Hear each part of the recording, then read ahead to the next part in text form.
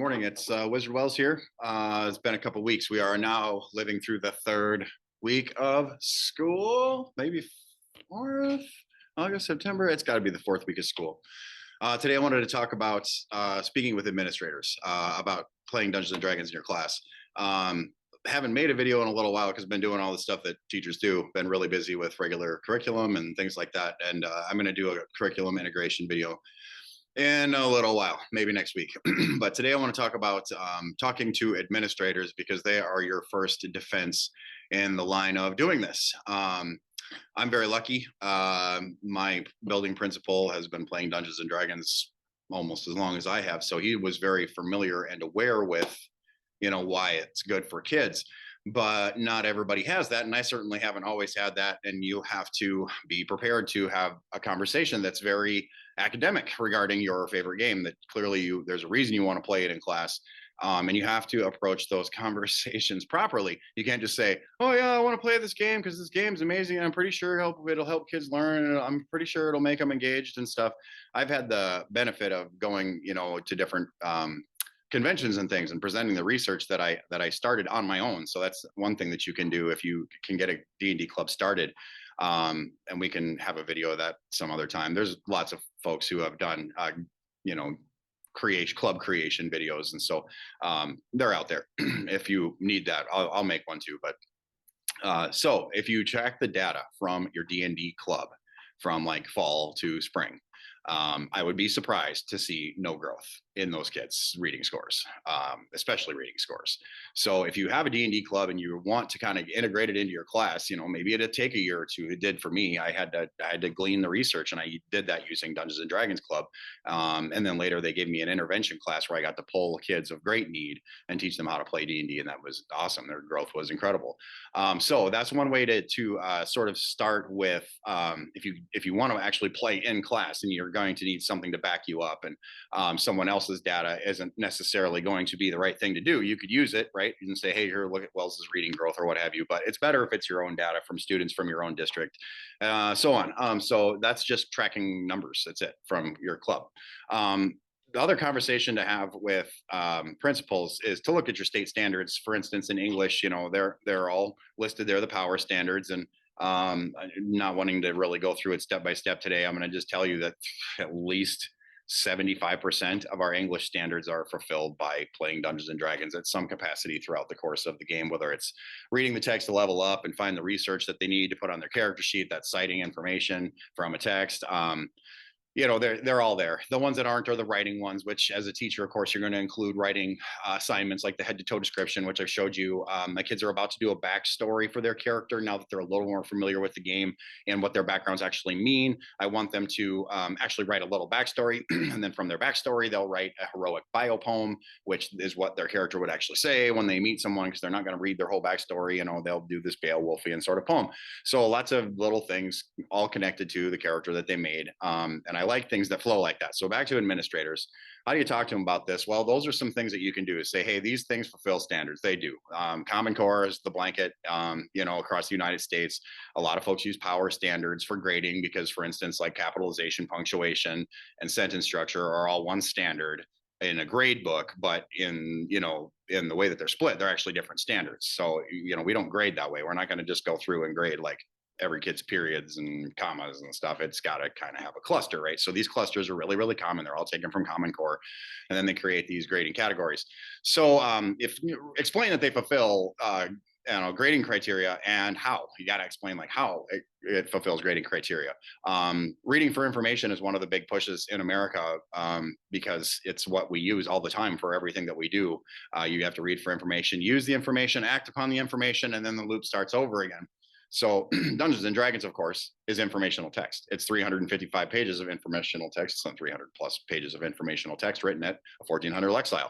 So it's informational text. Like, everybody's trying to get these test scores up for informational text, and the player's handbook is a textbook. So they do learn how textbooks work. It's got an index, got a table of contents, it's got, headers and stuff. It's got sidebars, it's got all the stuff that you would want them to be able to look for on a test if they had to read a piece of informational text on a test, and they do all the time, of course.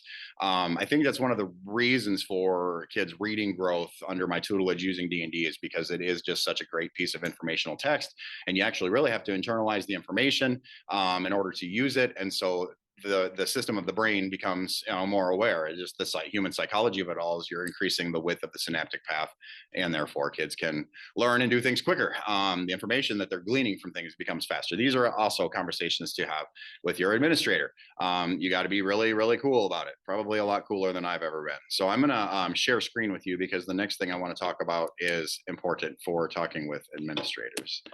And I'll do this as quickly as I can because nobody really wants to. Okay, here we go. Danielson Framework, moving my window. All right, so the Danielson Framework is one of the teacher assessment programs used throughout the country. And if an administrator isn't using it, they certainly know about it. And so I approach it from the Danielson Framework because my old school used it and my new school uses it. So this is an avenue for us to have this conversation. So I wanted to talk about playing D&D in the reference to the Danielson Framework for a second.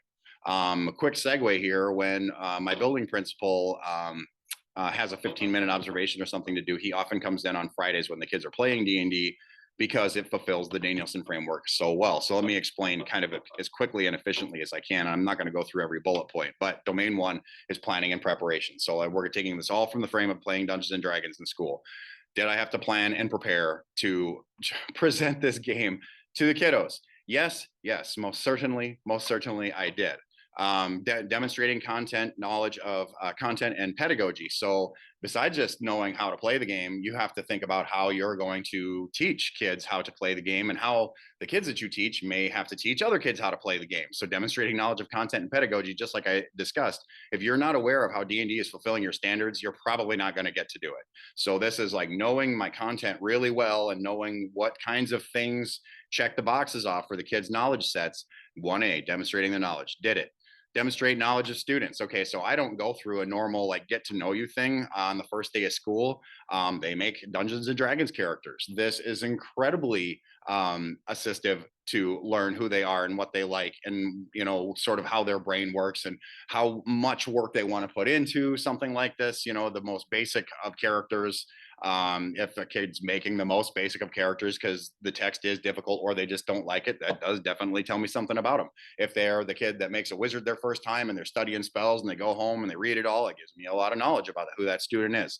Demonstrating the knowledge of students. I can tell you that there's almost nothing better that I can think of other than the kids' characters to inform sort of the inner workings of at least what their motivations are in their own life as a learner. Setting instructional outcomes. I've mentioned this in previous videos. You have to tell them that this is a significant piece of learning. Like if you're only going to get in what you get out, and the expectation is that you will play because this is a scholastic activity that we've been approved to do. Therefore, you will do it with efficacy, or we will find you something else to do that's probably a lot less fun that does the same standards. So you always have to be prepared for that with administrators. If they say, well, what if a parent, rocks the boat so hard that they're, not going to let their kid play? That's fine. It's a public education. You have to allow for differentiation for that example. It hasn't happened to me yet, but it's in the mail. It'll happen eventually. So setting those instructional outcomes, knowing what they're going to learn by playing this game through the standards, that's setting instructional outcomes. And understand what you want them to glean. So for me, I want them to be able to be good speakers, listeners, and communicators within their group and be able to organize information and know what to do with that information when the time comes, being able to access the database system that is Dungeons and Dragons, and basically how it's built as a database. And so being able to retrieve and utilize the information that they're expected to know. Those are the instructional outcomes, and I expect them to try to have fun while they do it.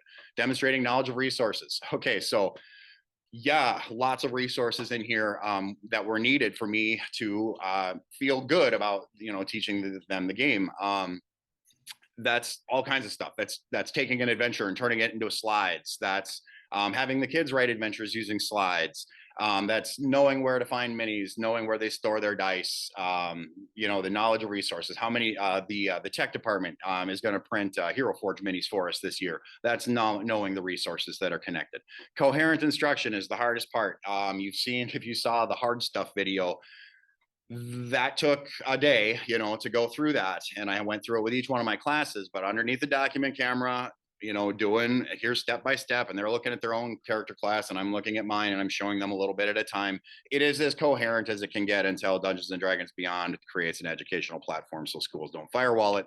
That would be amazing. That would make the instruction far faster. But if you just go slowly and are patient and have kids help each other, the coherency of the instruction is there. Okay, designing student assessment. The biggest part of the student assessment is the presentation skill that comes with the gleaning of this knowledge. So what other assessments would you want in your class for playing Dungeons and Dragons? You can create a whole bunch of them. So the head to toe is an assessment. The backstory is an assessment. The heroic biopoem is an assessment.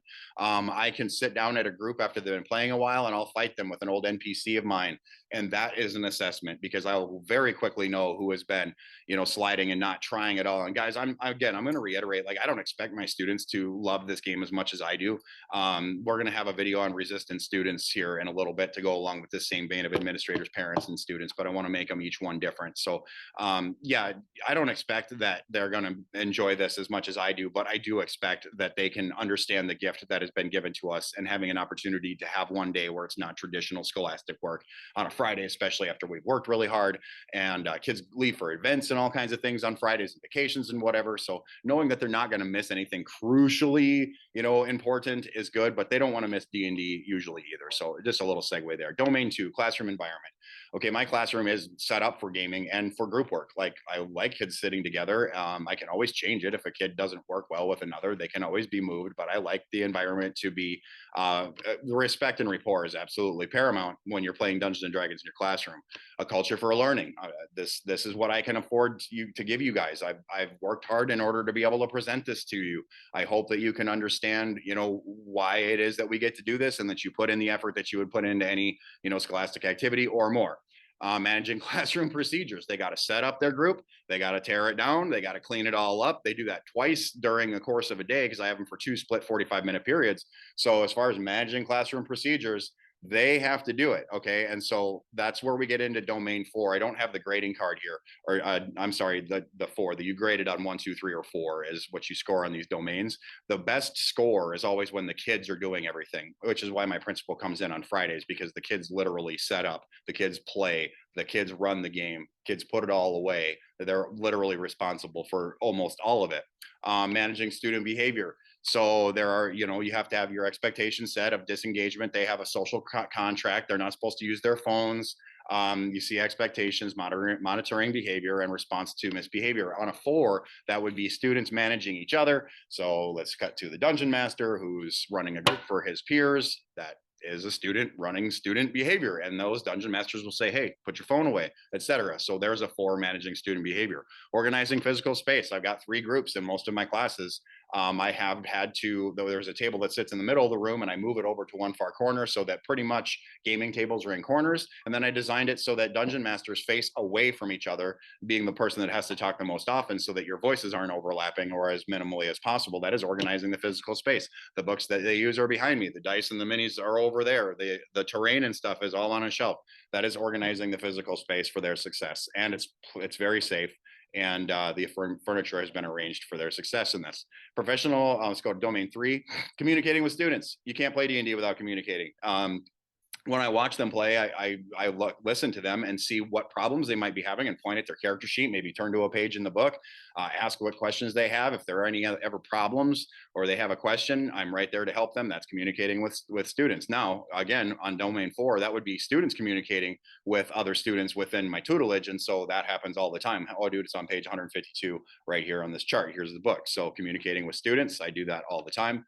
Using questions and discussion techniques, well, they do that in their groups. They don't really necessarily realize that they're doing it, but there are a lot of questions that go around the circle during a gaming group, and the dungeon master has to know answers and other characters have to give in input. It's not exactly like the quality third level questioning that we're looking for. And so that one might be a little bit weaker, but you could easily make a lesson where you're asking them third level questions or to write third level questions about the game or the informational text that's within it. But as far as like just utilizing questioning on their own level as kids, they do that all the time in D&D. Engaging students and learning. Okay, so I'm going to mention the resistant student again here real quick. It's not going to be the student that you expect. It's not going to be the student that usually resists learning or is behind on things. That's not the student that is not going to be engaged. It's going to be the student who has always been really smart, and I've mentioned this, and supported, and they don't like it because it's not normal and they don't feel as smart as they always felt before. So when you're talking about engaging students and learning, yes, it absolutely does greatly engage students in learning, but you still have to be prepared. Like teaching anything with any materials, you're going to have resistant students. So this is something I have to talk about all the time at conferences. Like, what do you do with the student who doesn't want to? I don't know. What do you do with the student that doesn't want to when you're doing a workbook? It's the same thing. You're just dealing with a different audience. And so engaging students in learning, yes, it most absolutely does. In the case that it doesn't, you may have to communicate with students from 3A and say, hey, I understand that this ain't your thing, but look at Johnny, who always hates everything, and Johnny is living the dream and loving this, and he's never, he can't even believe that this is true. And it's mostly because that disengaged student is scared. They don't like it because they don't know, and they're not willing to learn something that they don't know because they've always known stuff. And it's kind of a gross cycle, honestly. We'll do that in the resistant student episode. Using assessment in instruction. Okay, so they have to know how I can grade them. There's 3 presentation power standards that I can use. They have their head to toe that gets graded. Their character sheet gets graded. Their bio poem will be graded. Their backstory will be graded. Their gameplay will be graded. There's plenty of assessment possibility there, and any other writing activities that you wanted to put forth would go right along with using assessment in instruction. But really, it's those 3 presentation standards that get used over and over and over and over again.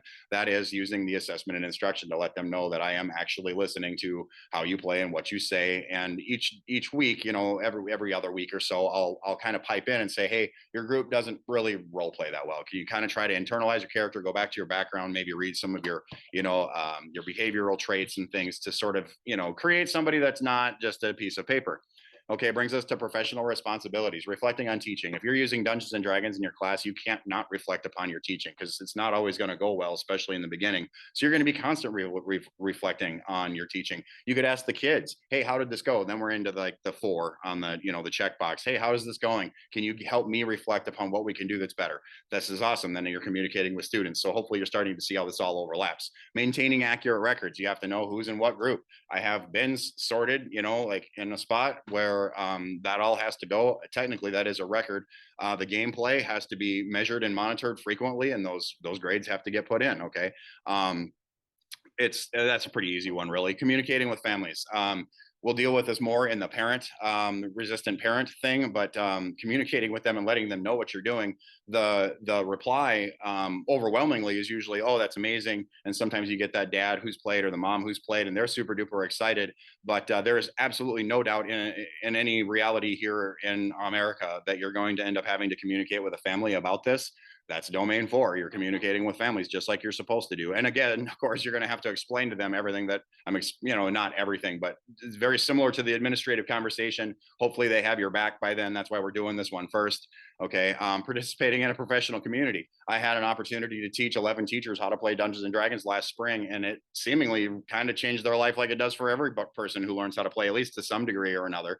That is a professional community. It's going to go on every year. More and more teachers in our district are going to learn how to play Dungeons and Dragons. Now there's a club at the high school that has started because I have kids coming from middle school to go to the high school. This is all a professional community, and it is growing fast.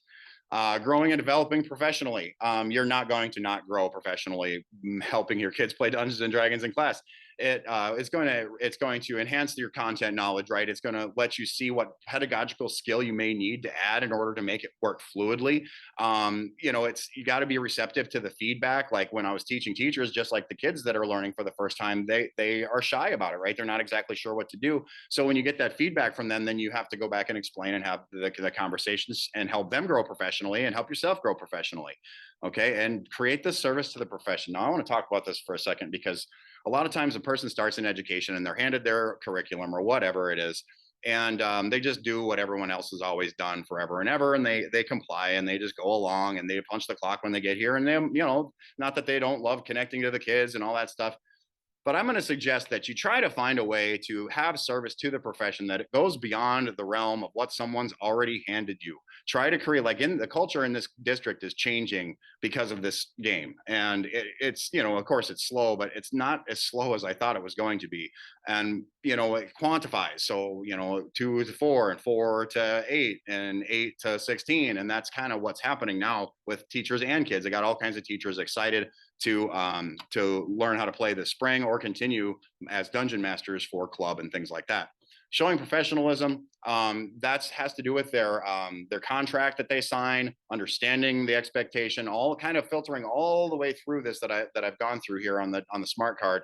Showing the professionalism is telling the kids this is not Monopoly, this is not a time for disengagement, this is a scholastic activity.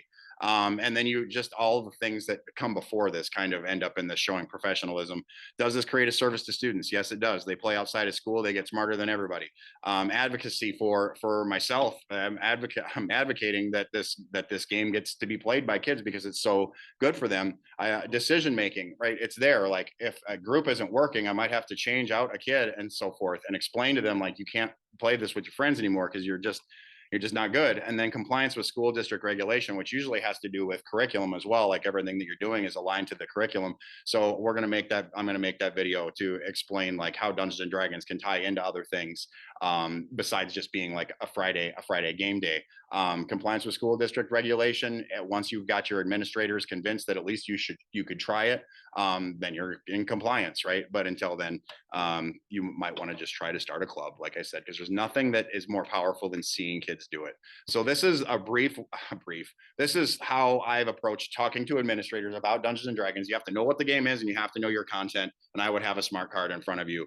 This hangs on behind me at my desk on the closet wall. And I look at it all the time and make sure that what I'm doing in my class checks these boxes, because this is a great framework for teachers. At least it's a very good place to start. It's not the be all end all, but this does help you have that conversation with administrators. Okay, let's stop this. So again, longer than expected, longer than needed. I got stuff and things to do. So I hope you all have a great day and live the dream and play Dungeons and Dragons with your students, because it will make them smarter than everyone else. Wizard Worlds, peace.